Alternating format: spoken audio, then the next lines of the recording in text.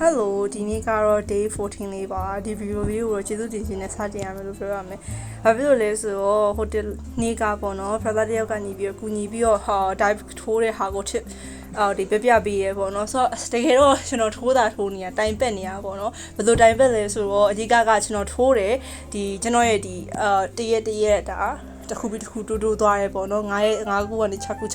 6ခါနေ9ခါ9ခါနေ10ခါထိုးပြီးတော့တိုးသွားရဲပေါ့နော်ဆိုတော့ပုံမှန်အားဖြင့်ဆိုရင်အဲ့လိုမျိုးထိုးရဲဆိုပေမဲ့ it's not affected အဲ့လိုမျိုးဖြစ်နေတော့ကျွန်တော် live လေးရှာရဲတော်ရွေးကြည့်ရဲတကယ်အရင်လည်းမဖြစ်ဘူးပေါ့နော်ဆိုတော့ဒီနေ့ကတော့အရင်ကျေးဇူးတင်ပါတယ်နောက်ပြီးတော့ကျွန်တော်စဉ်းစားမိရတဲ့တစ်ခုကပါလဲဆိုတော့တကယ်ကူညီရဲသူတယောက်ရတာကမိတ်ဆွေ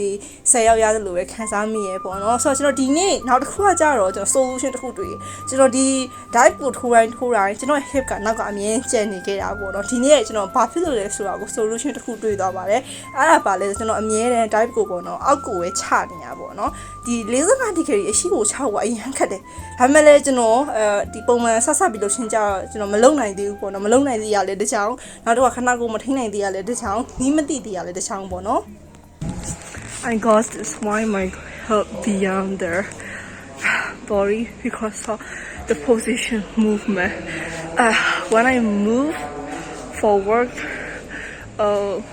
for work my hip flat because like my position is not the right one that's why the only my back downside downward and then my hip begins left behind like that so if I move forward to my body like 45 degrees so I can solve that problem yeahဆိုတော့ကျွန်တော် solution တွေတွေ့ရကျွန်တော်အစင်ပြေအောင်ပေါ့နော်45 degree ရှေ့ကိုရအောင်တော့ထိုးပါတယ်ဒါပေမဲ့နည်းနည်းလေးခက်တယ်ပေါ့ဒါကျွန်တော်တငယ်ချင်းမှာပြီးတော့ကျွန်တော်တငယ်ချင်း3ယောက်အရင်ရှိရဲပေါ့နော်ဆိုတော့အရင်ရှိရဲကြတဲ့မှာ2ယောက်စလုံးကချင်းဆော့ပါတယ်2ယောက်စလုံးချင်းဆော့ပြီးတောင်ထက်ကရာဒီရင်ဆော့ပေါ့ဒါပေမဲ့ကရာဒီကကျွန်တော်ရင်ဆော့တာပါနောက်မှသူတို့2ယောက်ကချင်းဆော့ကြတာပေါ့နော်ဆိုတော့သူတို့2ယောက်ကိုကာဒီခေါ်ရလည်းမဖြစ်နိုင်ပါဘူးသူတို့2ယောက်ကချင်းပဲဆော့ရဲပေါ့နော်ဆိုတော့သူတို့2ယောက်ကချင်းဆော့ကျွန်တော်ကာဒီဆော့ပါဆိုတော့တငယ်ချင်း3ယောက်သာရှိရဲဆက်နေပဲကလေးပါဆိုတော့ကျွန်တော်အဲ့မှာနေပြီးတော့ဒီကျွန်တော် ground လုံးဝ on ground ဒီ push up ကိုမရတော့ပေါ့နော်ဒါတာယာပေါ်မှာထိုးကျွန်တော်ဒီနေ့စဉ်းစားနေတာယာနည်းနည်း